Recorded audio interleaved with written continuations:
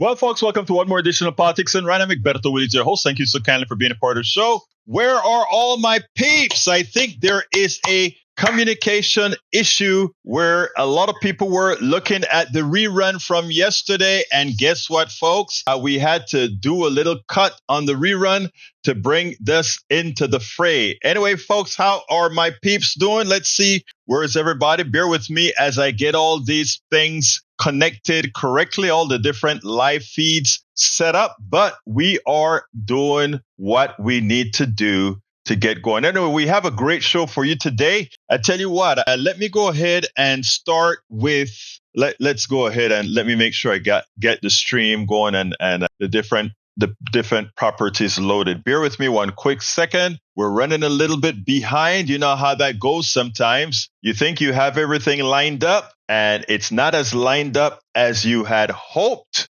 But guess what? We are going to get it done right this minute. There we go. That link is out. All right, we can get started.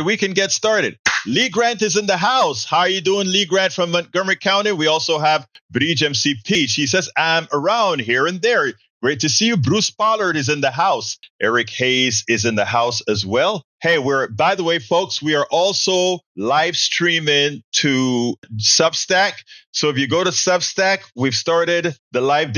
We're still in the testing phase of live streaming on Substack. What's the word? Because again, we are going full-fledged next year on January 2nd. We start with that. Let me go ahead and I need to pull up. The first thing I want to show is, a lot of people continue to worry. All right, come on, stop it right there. A lot of people continue to worry about what the Democrats have to do. And, they're faltering and the whole works. They're running scared. I want to show you something that Hakeem Jeffries said yesterday. And this comes from a TikToker that I'm trying to get that link. Bear with me. Copy the link. There's the link copied. I want to see if I can get it played here now for you. I want you guys to listen to this and then we'll take it on the other side. Let's see if that's it. Did I get it? Yes, I got it. Now check this out. Let me get it to the right screen. I think it's going to be... All right, let's start it over again. Conference there we go. This is how he ended off. That's one presidential state in terms of the battleground. What happened in the other 5? Well, in North Carolina, notwithstanding the fact that Donald Trump won at the presidential level, Democrats won the governor's race, the lieutenant governor's race, the attorney general race, the secretary of state race, and the state Supreme Court in North Carolina on that very same day that Donald Trump won the presidential election. Are we on the run in the state of North Carolina? What happened in Wisconsin? On the same day that Donald Trump won at the presidential level, Tammy Baldwin was reelected. Are we on the run in Wisconsin, in the heartland of the United States of America, when Tammy Baldwin won with a Republican president winning at the top of the ticket? What happened in Michigan, another heartland state? Alyssa Slotkin won the Senate seat and is on her way to the United States Senate. Are we on the run in the heartland state of Michigan? What happened in Nevada? Donald Trump wins the presidential election, but on the same day, same set of voters, Jackie Rosen is reelected to the United States Senate. Are we on the run in Nevada and in Arizona? And by the way, in Nevada, all 3 House Democratic incumbents reelected. And in Arizona, Donald Trump wins somewhat convincingly at the presidential level. But Ruben Gallego is on his way to the United States Senate. Same day, same set of voters, same election. So there were 6 battleground states that had statewide elections outside of the presidential election. Democrats swept 5 and only lost in Pennsylvania. That doesn't sound to me like we need a complete makeover. Thanks, everyone. Thank you. And that was exactly the point, Michael Rudnin. You actually have it right. You said it exactly right, Mr. Rudnin. He doesn't have a mandate because he didn't get 50% of the vote. But also the problem was Kamala Harris. Why was Kamala Harris the problem, though? You have to ask yourself, why was she the problem? When let me give you another reality from this woman who pointed out that the reality is the people. When I spoke about the prejudice that caused her loss, I want you to listen to what this woman has to say on TikTok as well. I love the way she said it. Check it out. And then we'll take it on the other side. Let me get it started over again. Let's pause it here and get that started. I want you to take a look at what she has to say. Here we go now. Everyone, listen, we went viral on that post, and I'm going to answer as many questions out of the thousands and thousands that you sent to me. And yes, I will address the white women voting issue in a separate video. But this video is really for everybody who voted for Trump. And frankly, I'm just trying to help elevate you so that you make the right decisions in the future. Because, you probably haven't been around that wealthy elite crowd that makes all the decisions in the world and what you voted for. So I'm going to take it apart. Overnight, $64 billion went to the top 10 wealthiest people in the world based on the Trump decision. So it's kind of at your expense. And in this video, I'm going to tell you what you lost and I'm going to tell you what you gained. Okay. What you won. So this is a wild video. So hang on tight to the end because it's a doozy. So here's what people who voted for Trump lost. Kamala had started implementing a federal plan to help get you a single family home with 3 million homes with the top builders in the country who represent $500 billion worth of value. I know that industry extremely well. And boy, was that they were creating programs to help you be able to purchase your own home so that you could create generational wealth for your families. But nope, that's gone. So the second thing was this massive child tax credit, which was going to give you immediate dollars to help take care of your kids. But nope, that's gone too. The next one's a real big one. There is a tidal wave, a crisis coming for this country with the aging of the boomers, our seniors. So anyone who's got aging parents knows this already. Medicare does not cover that 6-figure annual fee to take care of home care for a parent who's aging out and needs that home care. They're an invalid. Guess what? Medicare doesn't cover it, and Kamala was going to guarantee that Medicare was going to cover it for every single family. That is one of the biggest ones that we missed the opportunity on. But nope, that's gone. And then the fourth one, just a small one. It's about our women. Women are dying out in this country who miscarry. 1.25 million women every single year. The fetal personhood laws that are being passed in these states because of the Dobbs decision is now scaring the hospitals so that they can't give that kind of care for someone who miscarries until they're right toward the end of the point of death. And that's what's happening. These women are dying. And guess what? If they survive, they get to be arrested and interrogated. Because these laws are all about protecting the fetus, and they are going to ask the women, did you do anything to harm that fetus? So, nope, that's gone too. That protection is gone. So what did you win, right? With this vote for Trump, what did you win? This is a big one.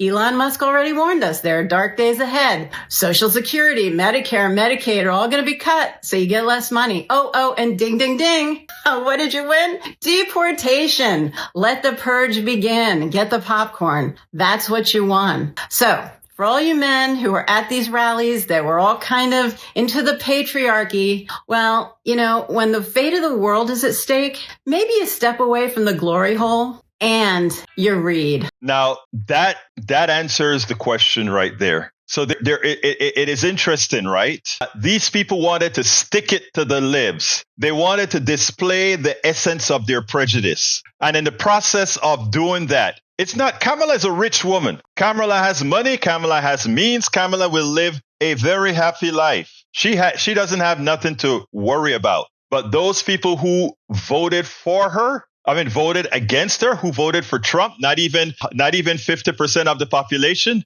they have pretty much screwed themselves. They are pretty much screwed themselves. So, you wonder, I have some other points. Today's show is supposed to feature a pretty intelligent MAGA guy. I want you guys to listen. It's a 50-minute video, but I'm only going to play the first 40 minutes of it because of the time constraints that we have right now. But I want you guys to listen to this interview that I did. Welcome to another edition of Politics Done Right. My name is Egberto, Willies, your host. As you know, I try to get all sides of the debate, all sides of the discussion. And today is no different. Today, we're honored to have Bryce Eddy. Bryce Eddy is a cultural and political commentator and host of the Bryce Eddy Show, where even controversial or taboo topics get discussed, reminiscent of Joe Rogan Experience. I'm not going to give you the Joe Rogan Experience because the Joe Rogan Experience, I am not sure about anymore. But anyhow, welcome to Politics Done Right. Bryce, how you doing, buddy? I'm doing well. Well, you know, Joe and I know each other because we came up through the jiu-jitsu world together. So I've wrestled him, 1,000 times. And what you see is what you get with the guy. Wait. How many times did you beat him? Well, you know, I was a belt ahead of him. So, you know, I was a savage. Stop getting politically correct. Just say that you beat him every single time.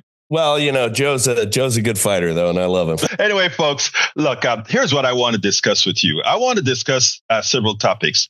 Conservatism. I want to discuss Donald Trump, and I want to discuss something, healthcare, but I want to twist that in a particular manner in the way we tackle it. Okay, so let's go ahead and start. How happy are you? Your guy got elected. I'm very happy. When you say he's my guy, that when it comes to getting someone elected, obviously I'm not part of the crowd that believes that Donald Trump is the Messiah, but what he brings into his administration, you're looking at 5,000 plus people who are going to be a part of that. And that's what we voted for. There are people that, are out of their minds on both sides and, worship politicians. That's not me. But I am very excited that we have this versus the alternative. And what do you consider, what you call the alternative? Well, I mean, contrary to what Kamala Harris and Tim Walz were publicly saying, what they were endorsing was a continued establishment cabal of, globalists that were going to be running our day-to-day lives. And I think that, power needs to be as much as possible in the hands of the people. And, Donald Trump was a populist, and that's what we were looking for. I do believe that Kamala Harris and Tim Walz had very much a communist agenda or a globalist agenda. There's all kinds of things that we could call it or label it, but really it was an anti-American agenda, and that's what I voted against. Okay, before we go into the 5,000 people that Donald Trump is going to bring in, what do you call an anti-American environment? Specifically, what policies would they support that you would be against? Oh, I mean, from, her tax policy, monetary policy, the endless wars, All right, let's take that one at a time. Her economic policy. What in her economic policy don't you like? Oh, well, I mean, just for starters, the suggestion that you need to be taxing unrealized capital gains. Okay, let me stop you right there. Why wouldn't you want to tax unrealized capital gains? We do that right now as it is for the average American citizen, don't we? Well, explain what you mean by that then. Okay, if I have a home, I pay taxes on my unrealized gains every time on my home. I own a car, I pay a tax on my depreciating gains on it all of the time. Now, the only people that don't get taxed on their unrealized gains are rich people who own stocks. I mean, while stocks are spread over the entire community, the entire sets of people, over 90% of stocks are owned by the top 10% or less of people. So therefore, if we look at where tax are biased against, right now it is rich people who actually get the support of taxes. Don't you agree? No, not entirely. No, but what I'm saying, is there anything wrong that I just said? Well, okay, clarify what you're saying then so I understand. Because what I'm saying is the following. I'm saying, if you take a look at all the assets of this country, right? Sure. Most of the assets of this country, 90% of the assets of this country is controlled by less than 10% of the people. In fact, 1% of the people control 80% of the assets. All of those assets, or most of those assets, are held in as unrealized gains. Okay? In other words, they have a value that won't be realized in cash until sold. Now, your home is also an asset that is an unrealized gain. But I don't pay. And other than property tax, with how we do that, Okay. I do not pay on the, I just sold a home and I paid taxes on the sale of that home, but my home was worth more than $1 million than what I had paid for it. Right. So I came away in a very good position on that one. But if you were to tax me on that additional $1 million,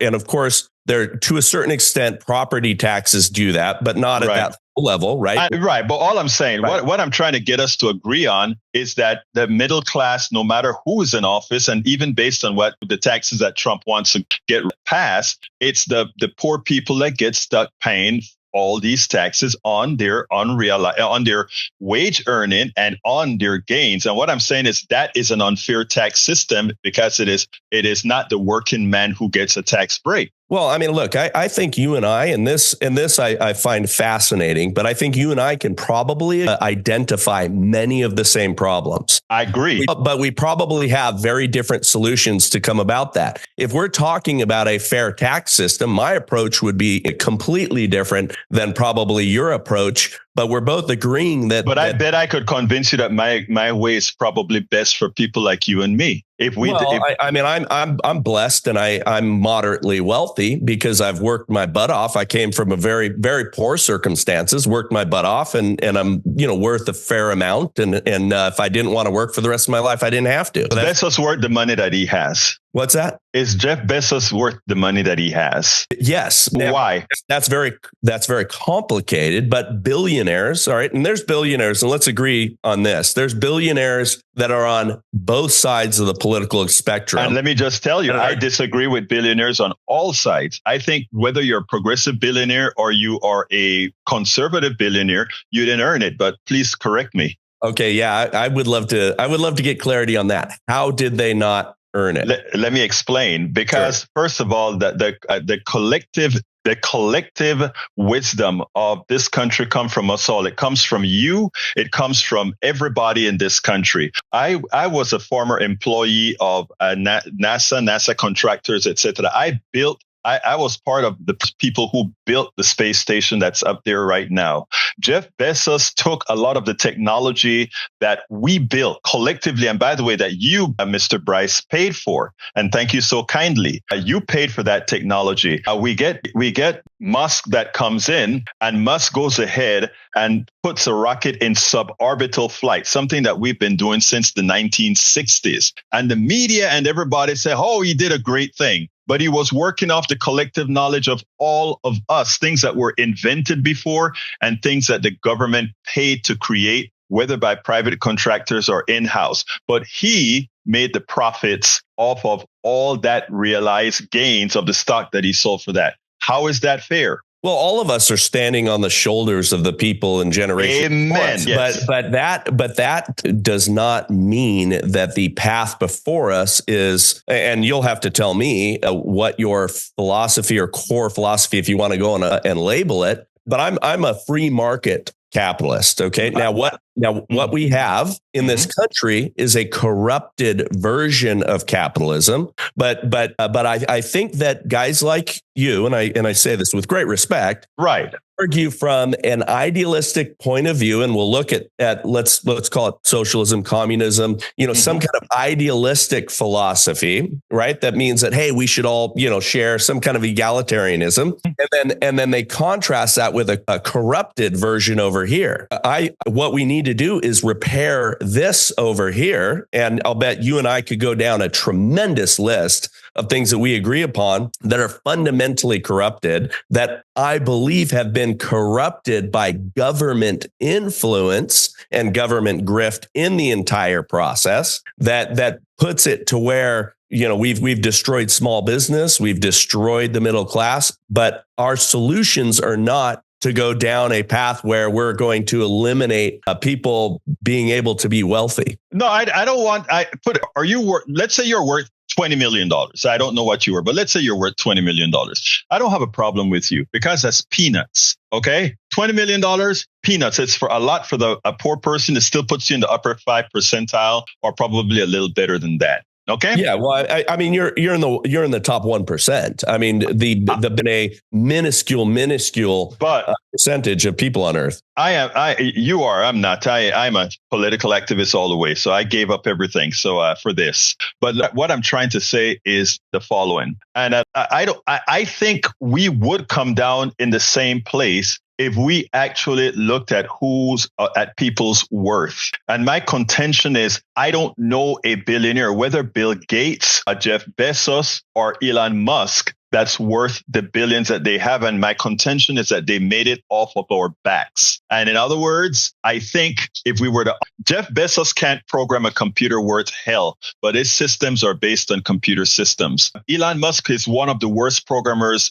bar none, but his technologies, both within his electric cars, etc., made him rich. Government made Elon Musk rich by creating a structure in where all the oil guzzling cars had to pay him a stipend to put out an electric car. And then people say he's this great intelligent wizard. He's not. And my contention is our form of capitalism actually allows charlatans like billionaires like Musk, Bezos, and all these guys to exist. Your thoughts? Yeah, to call them charlatans, I believe that's rooted in envy. Wait,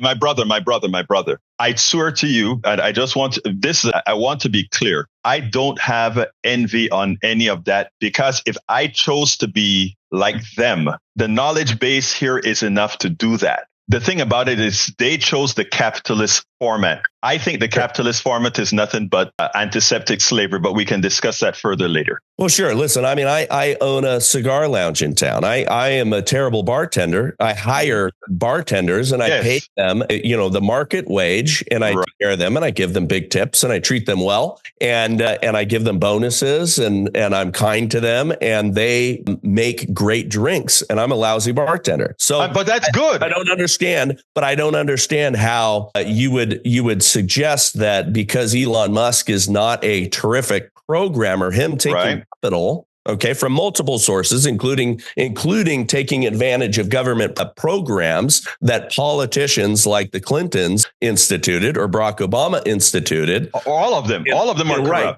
Yeah. Okay. So, but I don't understand how you can say, though, that leadership has no value. I mean, I have an insight. I've worked in a capacity that has gotten me into the orbit of an Elon Musk, right? Mm-hmm. I know other billionaires and I watch how they think, how they work, the obsessiveness for which they work.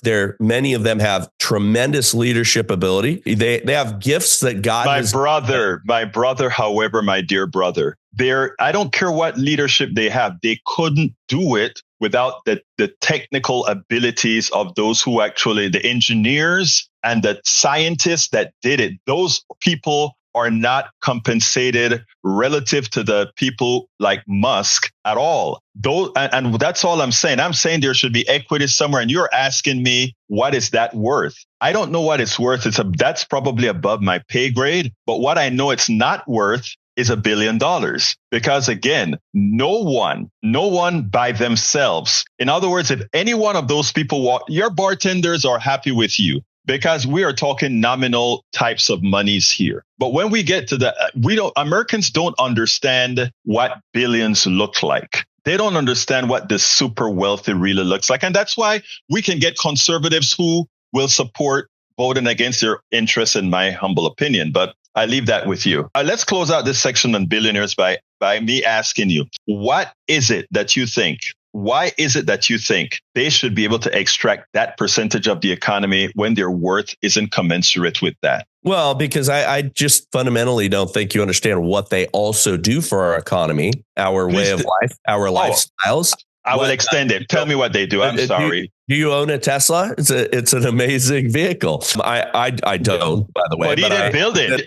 Musk did not build the Tesla, nor did not build electric cars. It was ceded to him. Wait, okay. I don't think the person who lays the bricks, at the behest of the person who owns the brick building company, has inherently more value than the other. You're suggesting that the person that is working very hard, and they deserve a tremendous amount. You can tell me what you think they deserve, right? But we have free market economic forces that.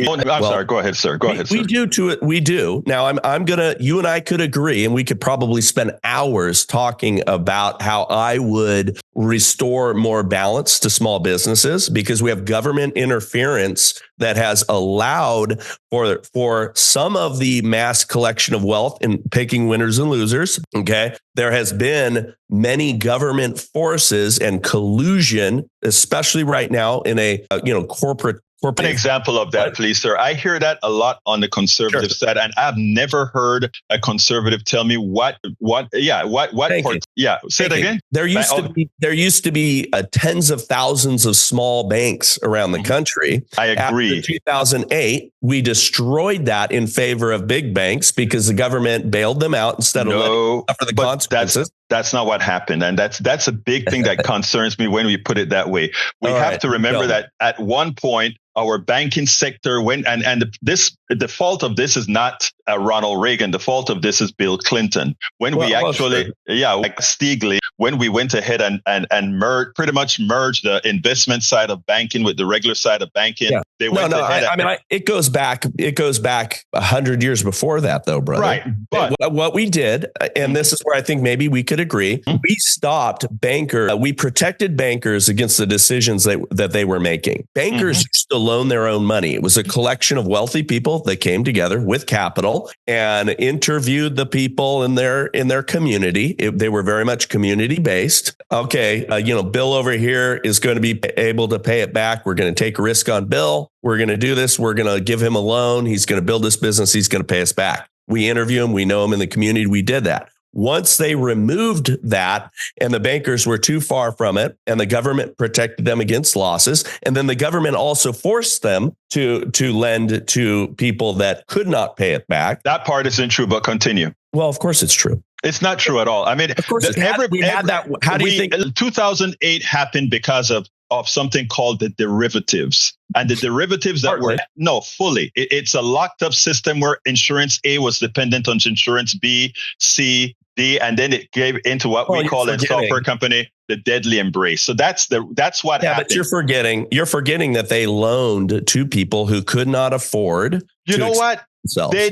You're right. Let me tell you where you're right, brother. You are right that they loaned that money that they shouldn't have loaned, but it was in their interest to loan that money. It wasn't the government saying you must loan to somebody who can't afford it. What the bankers did is they created a false structure of these exploding loans that made people seem like they could afford the loan. And that wasn't government driven. That was the capitalist system saying, how can we find a way to con these people to get the immediate, because we know the government will back us at the end. Well, yeah, but you understand that there's also, I think you're forgetting that this goes hand in hand, or maybe you're not, maybe you're misunderstanding what I'm saying, but this is all going hand in hand. That's why I said I think we can agree on quite a bit. The problem the problem that we have a lot of times is that I say this with great respect. I think too many of us are the pawns of the billionaires. When I tell you the billionaires don't deserve or work for any of this, I'm not talking about you. I'm not talking about most of my conservative friends. Most of my conservative friends have been led to believe that somehow we need these rich guys because greed is good, or because these guys has some innate ability to do things that I'm saying they don't. And you still believe they do.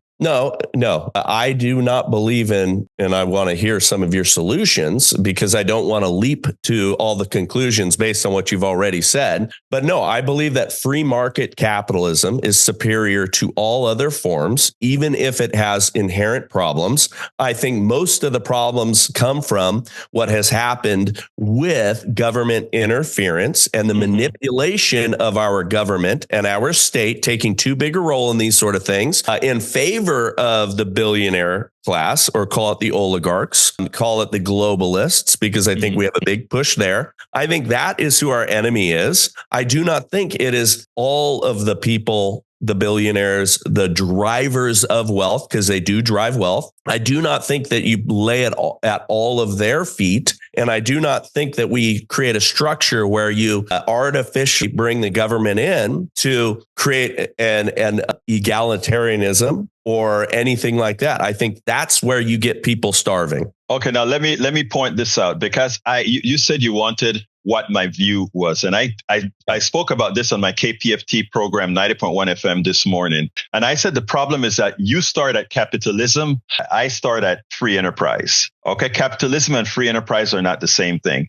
I have free enterprise at the top of my pyramid. And below free enterprise, I have capitalism, socialism, and collectivism. And what I mean by the following. Things like healthcare, where I don't have the choice. If I get sick, I must get healthy. I must get healed. I don't get choices. That does not belong in a capitalist structure, because I don't have choices. There's no free market there. Now we have capitalism. Capitalism is where we have your restaurants, your shows, your bar, everything else. Free market capitalism works fine under that scenario. And then collectivism, as opposed to the corporation, where we have the corporations that have this rigid structure, which is nothing more than antiseptic slavery, because it is not a democracy. It's something that's run. If you want within capitalism to have companies that work that way, have at it. But I'm saying there are some people that will want a collective system to work. We can have all these things coexist with free enterprise being on the top, meaning we're free to choose. Honestly, free to choose. Now, under the capitalist system, we are slaves, because again, those who own capital own everything. AI that's coming out in the next few, that's going to be taking over a whole lot of stuff. People talk about it as getting rid of jobs. I look at it as being a great opportunity. If we follow the model that I just spoke about, what we finally get is we say, instead of having a 40-hour work week, AI is going to give us a 20-hour work week, a 15-hour work week. Why? Because it's using the composite knowledge of all of us. That's what AI is. But the way capitalism works is those who can capture the end product, they are the ones who profit from it, and the rest of us remain indentured servants. And you say, yeah, well, no, all of us profit from it, which is why we're the wealthiest nation that has ever existed on the planet. And we have lifted more people out of poverty historically. Our lives are easier than they ever have been because of our system. I am not arguing with you that our system does not have corrupt. Did you agree with my structure? Free enterprise. No. Why not? Because socialism can't exist under that. No. I think you. What is socialism? Well, okay. Let's talk about what there's the definition of socialism. There's what people have perverted it into, like saying, but the fire department means we're socialist. That's correct. No, that is correct. No, socialism is the government owning the means of production. Do you know of anybody? Do you know of anybody in America? And this is a question that I ask all the conservatives that I speak to. Do you know of anybody in America, from Bernie Sanders all the way to Kamala Harris, who believes in a socialism that talks about the government owning all sources of production? Yeah, I do. Who? Well, they write about it. No. Bernie Sanders have never once has he said anything about owning the sources of production. You know what they mean by socialism? Of course they don't. Because that's you can only say it in that definition is unpalatable. No. That's not to the population. That you know what they did? Property. They changed the dictionary system. And let me tell you how deep our system is. The dictionary has now defined socialism and communism as co-equal. Take a look at your Webster dictionary. That's a fallacy. They're both based in collectivism. Of course. And one is a different means of getting to the other. But one is death by suicide, the other is death by murder. No. Yeah. We have to be honest here. Let me tell you what socialism, as we talk about. When I say free enterprise, this free enterprise at the top, meaning we have choices. Free enterprise, we have choices. Under free enterprise, we have capitalism. Those who want to follow that model for their businesses, etc., they can do that. Not under what you're suggesting, because you've already said that we should not have billionaires. No. I said we should not have billionaires. And now when it comes to that thing there, that chapter on capitalism, no billionaires will exist. And why will those billionaires not exist? Because the thievery that occurs under how the billionaire got their monies would not be feasible. Now, if for some reason they got around the system and people want to say, I'm going to make you have a billion. Tell me how John D. Rockefeller stole. John D. Rockefeller stole, first of all, from the inception of this country, the lands that he mined from, by you ever saying that the oil in that ground belongs to that person. That is fallacy. That oil was there. So once we get the person with capital that goes ahead and extract that oil and profits from that oil, at that point in time, if that revenue is not shared by the country itself, that is theft because they didn't put it there. So do you believe in private ownership of land? I am contentious of, right. First of all, let me answer that in two ways. Sure. I understand that right now we do have private ownership of land, but it's kind of interesting because all the land that we have private ownership of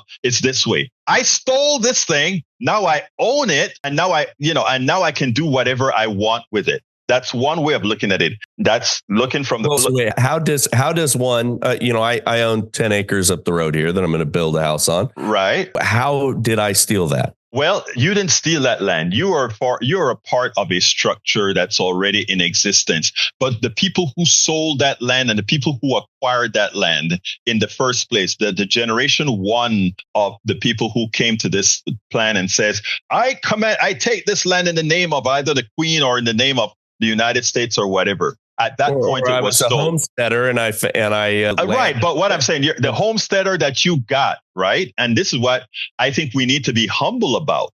A lot of the homesteads that people haven't said, oh, this has been in my family for generations. Yeah, it was in your family for generations, but guess what? It started being owned by somebody else, and that it was nobody paid for it. The country just took it. And when we are honest with ourselves and realize you don't have any problem with just taking the land, right? No, I do not. And that's fine. And what I'm saying is I do. And those are some fundamental differences between how people think and how people evaluate things. And that's fine. What we ought to do is democratically resolve those issues. And that's what I think we're going to do. Okay. So would you suggest then, all right, a guy owns 100,000 acres of, prime land, somewhere here in the West. Do you believe that he should be allowed to do that? Or you think that if people voted that he shouldn't allow that, you can seize it? Well, no, what I really think about is that the people who had ownership of that land originally, the people who have birthright to that land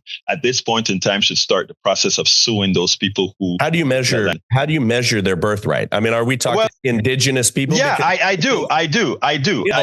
Yeah, but the Indians have a long line of, you trace back any of them, it's a long line of conquering each other. And I understand that land. I understand that. And that's where we get to the primal question is, do I believe in land ownership? I think land, when you bring all those machinations in, you see the issue. It's a real issue. It's like, who has the land? The person who conquers it. And well, if somebody else conquers it from you, don't complain. But that's a kind of veering off that veers off the subject a bit. I think we have a good understanding on things like capitalism, but I want to talk about Donald Trump in a matter. Do you think Donald Trump is a good guy? Well, I don't think anyone's a good guy. I think we're all inherently sinful. I think we all have our problems, but I'm not voting for, pastor in chief. I'm not voting for, you're always voting the lesser of two evils, unless Jesus is on the ticket. I'm sure you've heard that before. Is Donald Trump a good guy? I think there's elements of him that is, and there's things that I disagree with. Do you think Donald Trump is a thief? Well, no. Yes or no? Do you think Donald Trump is a rapist? No, I do not believe he's. Do you think Donald Trump lies a lot? I think that. Hang on. Let me tell you why I want to do it this way, because I'm going to give you all the latitude you need to tell me about Donald Trump. Sure. Do you think Donald Trump is a liar? Well, we're all liars. Do you think Donald Trump lies more than most? More than most politicians? No, more than most. I mean, even politicians. You don't think so? All right. Do you think Donald Trump cares about you? Well, let me answer that one precisely. So I've met him before. I mean, I've met him several times since. I'll be at Mar-a-Lago this week. And I think he is a very genuine person to people, especially on a private level. I've been pretty impressed about how he's treating his team and staff. I met him prior to him ever running for office. We'll call it probably 2011, 12, somewhere in there. I insured one of his hotels and he was passing through that day. I had a great story told to me from his former driver, who's now the GM of that particular hotel, who said that the day I went to work for Trump, he said, if you pay attention, you listen and learn, you're not going to be my driver for long. And the guy moved up through the company and was a very competent GM of that particular hotel. I can't tell you how many people I know who are lauded by the public, whose children hate them. And Donald Trump has well-organized kids who love and appreciate their father. So it tells you a lot about who he is behind the scenes.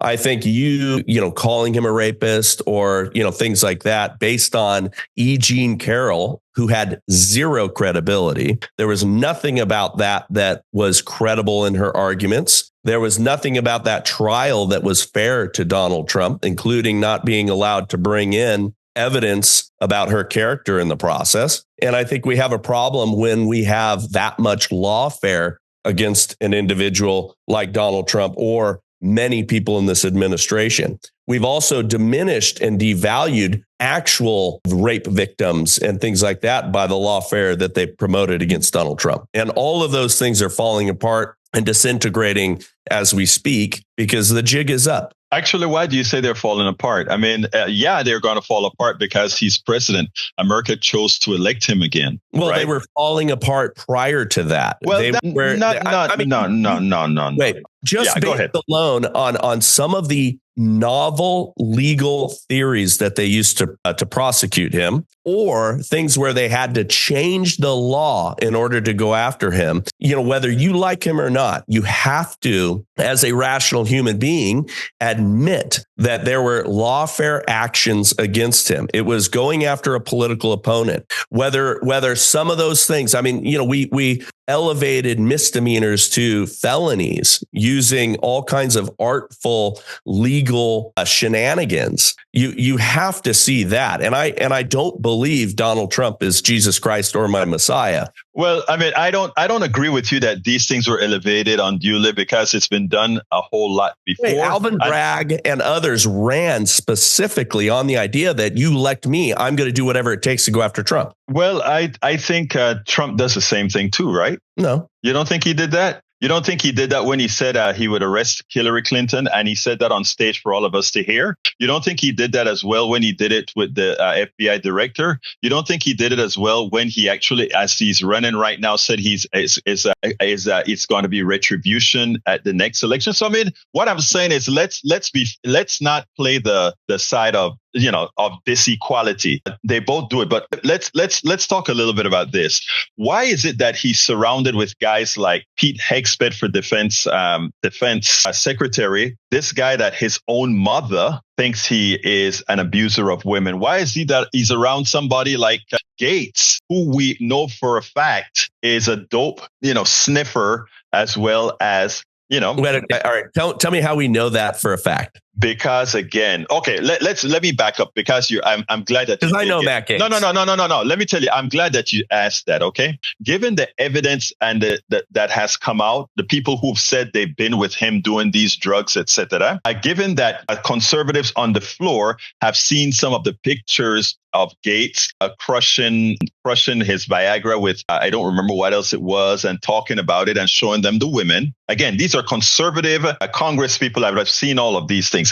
They've come out and said it. So there may be a 1% chance that it's not true, but the overwhelming evidence is there that he does it. But my whole contention is it's not overwhelming evidence, and you need to stop that because you're playing into the games that they play on both sides. By the way, no, don't do that. Let me give you an example. Sure. I am so happy that Biden pardoned his son. And the funny thing about it is I'm not even a fan of Biden or his son. Right. But I just think that based on what Donald Trump said he's going to do, I was happy that he did it. All the Democrats are, to put it bluntly, are pissing me off because they're out there. Oh, he went against what he said. He said he was. And I'm like, are you saying Democrats? Because in what I'm reading, all the Democrats are like, yeah, that's right. He should have been him. I don't know where you're seeing if you take a look at, I'm seeing it bubble up. No, brother. In fact, I was watching Don Lemon today, and he's just as upset as I am because Democrats are like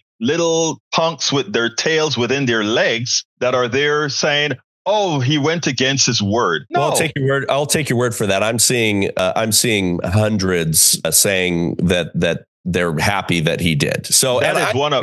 I expected him to. Mm-hmm. The only thing that I've seen coming out of the conservatives that I respect is calling out the fact that he boldly said that he would not do that and pointing out the hypocrisy of that, which I think is fair. I don't the same thing with it. Has Donald done the same thing over and over again? Well, everybody has their list of pardons, but no.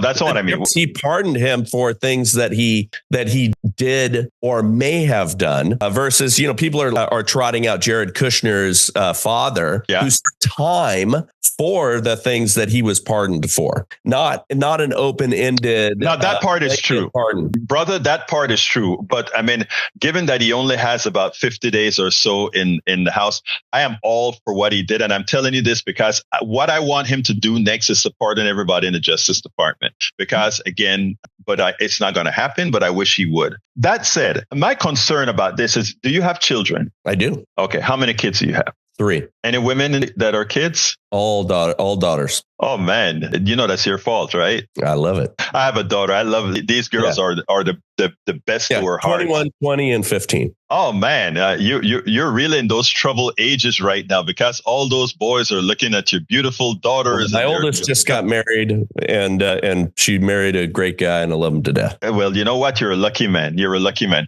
But let me just tell you, how can you vote for Donald Trump, right? And look at your kid in the eye, knowing, I'm assuming that you believe this guy has been a predator before, given the number of women that have claimed he's a predator. So here's the problem with what they have done in our modern politics is everyone you looked at. Here's why this has been bad for women in general. From the moment Russell Brand gets traction and becomes a new man, claims himself now conservative, goes to that. What do? They immediately come out with decades old claims against him. Things that weren't they didn't go after him at the time. All these things surface. Okay, if there is criminal behavior by people, we need to go after them. Mm-hmm. The problem that we have with many of these things, E. Jean Carroll being the most prominent one, this is a woman who bragged on television about rape fantasies.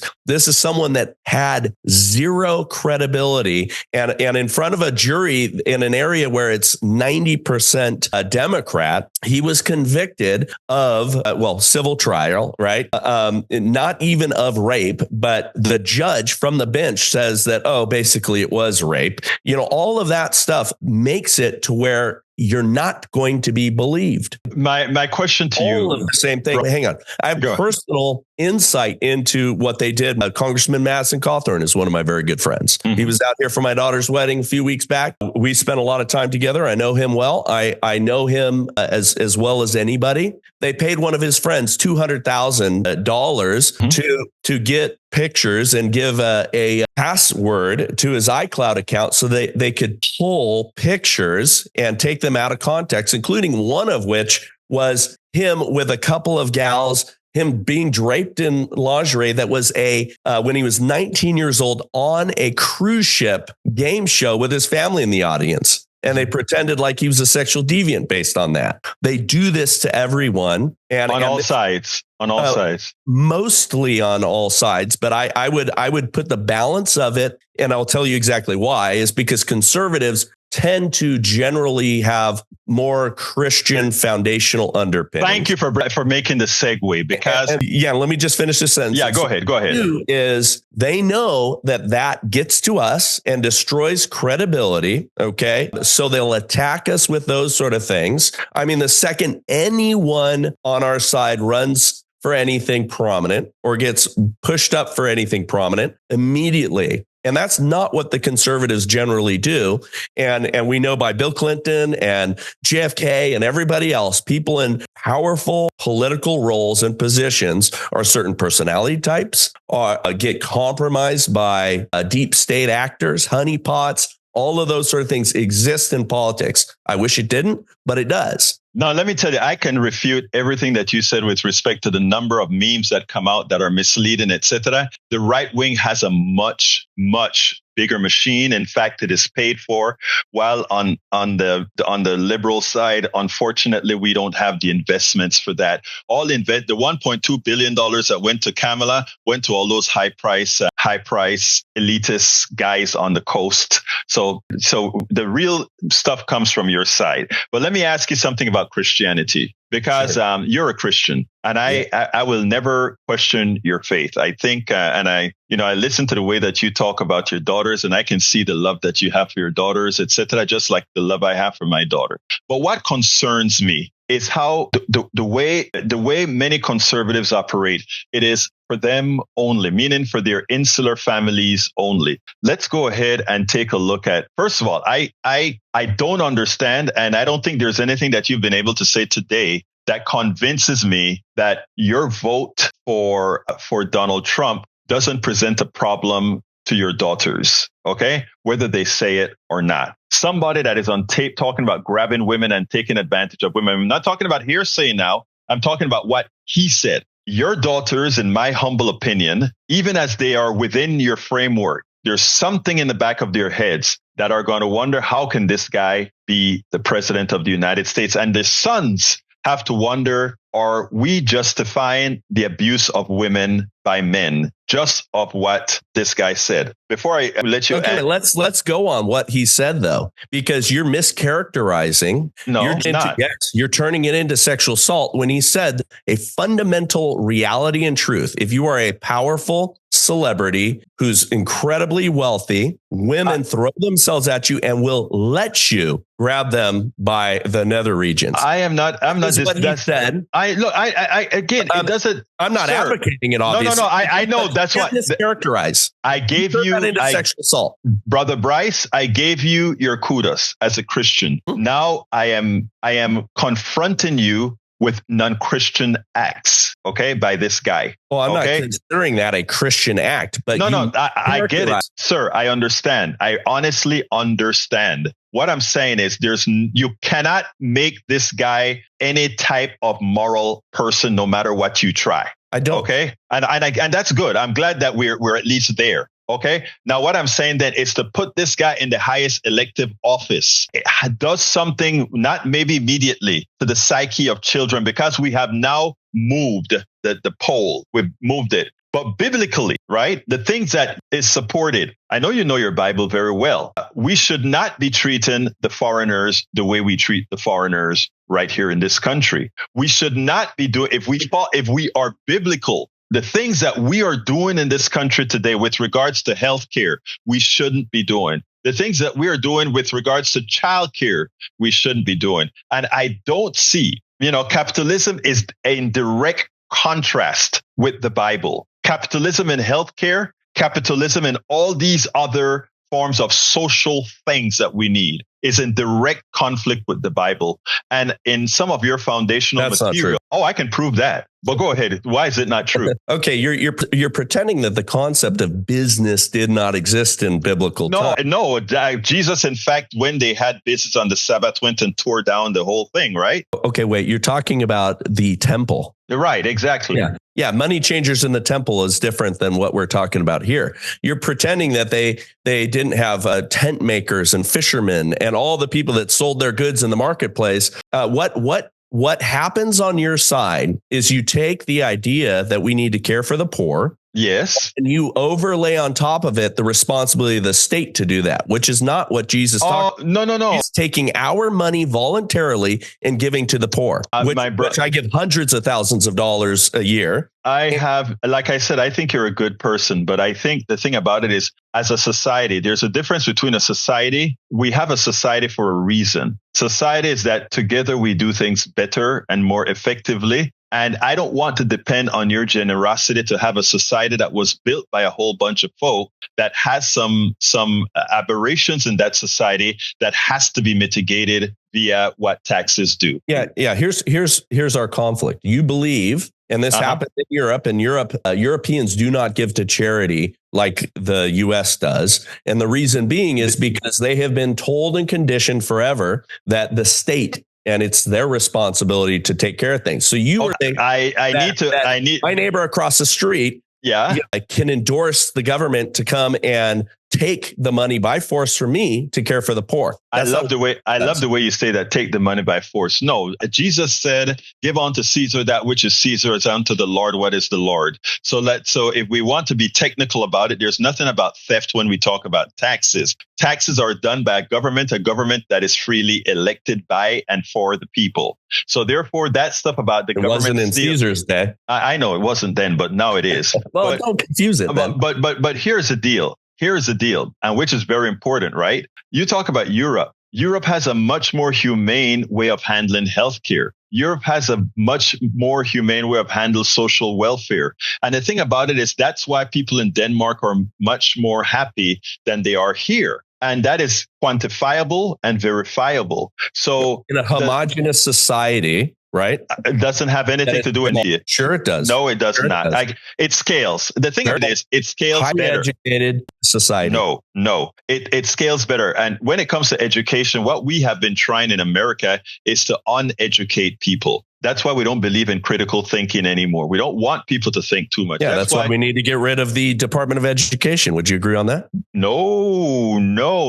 It's destroyed our education system since its inception in 1979. No. Here's a problem right now, Brother Bryce. We are close to the end of this discussion for this segment. I'm going to want to have you on again. Let's do it again. I appreciate you. I really do. And I'm glad that we have this talk. Healthcare is one of my expertise. Oh, me too. And we're going to have a great talk on that. And I think that you're dead wrong about it, but I bet we could come up with some areas of agreement. That would be great. But I tell you how I want to close, because, Donald Trump is now in the control of our country effective the 20th of January. There won't be any people going onto the Capitol and blowing crap up like it happened on the 6th when Donald Trump lost the election. Now, what do you expect out of the 4 years of Donald Trump? Well, first, January 6th was very much a manipulated inside job. And a lot of that's going to be coming out here shortly. I have a guy who's going to come on my show as soon as he's able. And we're going to talk about how many known FBI agents were in that crowd fomenting a lot of that sort of stuff in order to push a particular political narrative. And we can talk about that another time. And I would love to talk about that because you are so wrong about that. But I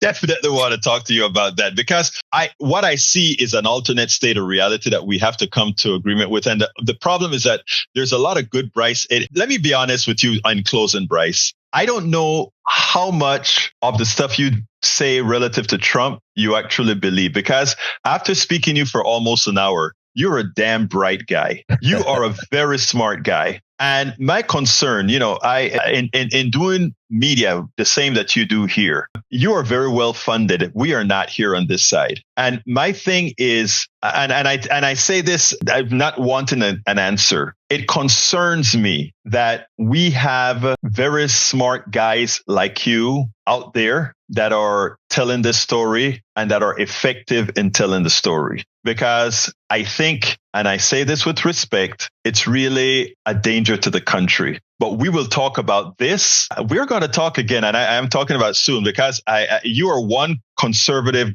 guy. I'll actually call you a MAGA guy that actually can have an intelligent conversation. So thank you so kindly for having been on Politics Done Right. Yeah, I appreciate it. Thank you so much. I'll leave you with one thought. I voted for Godzilla, and I do believe everything that I've said. I voted for Godzilla in the hopes that he holds back the hordes emerging from hell. We can talk a little bit more about that, but in his administration, including people that I know very, very well, who are believers, who are stand-up moral actors, will be a part of this administration, and that's what I voted for. I love you, brother. Love you, brother. We'll talk again. Have you on my show as well. We'll arrange. I appreciate that. Patrick, how you doing, brother?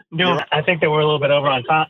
Yeah, we're over, but real quick. That's fine. He said that he believes in free market capitalism. Now, free market capitalism can't exist with billionaires. No. And there's so much that we need to talk about that. And not only that, you saw what I presented to him. Free enterprise on top with the different selections for different modals. I don't think he actually understood that, right? Because it threw a wrench into his thought process, because you just nailed White threw a wrench into his thought process. Free market capitalism and billionaires don't coexist, because the billionaires buy up everything to prevent that. And not only that, when capital is a form of coercion. If I have enough money, I can get other people to do what I want, or I can sabotage other people. You buy up everything, so right? So if I can sabotage people or I can manipulate people, how is that free? Exactly. But look, we went really over, and I don't want to do too much post-processing on this show. So I want to thank you for calling in. I want to thank everybody who stayed over to listen to it. And Patrick, let's you can bring this up tomorrow. I mean, the next morning that we have at KPFT. But thank you so kindly for listening, my brother. What about Zoom? Yeah, we by the way, tomorrow is Ask Egberto Anything. I forgot to announce it. Thank you for telling me that. Ask Egberto Anything is tomorrow. I better go ahead and send it out in my email as well. Thank you, my brother. Yes, please. Thank you. Have a great day. Bye-bye. All right, folks. I don't have any time to do anything else. Please go to politicsdoneright.com/newsletter and become a paid subscriber. We have a lot of this stuff coming up. A lot of these kinds of conversation. My name is Egberto Willies. This is Politics Done Right. And you guys know how I end this baby. Out. We spend a lot of time deconstructing the news, trying to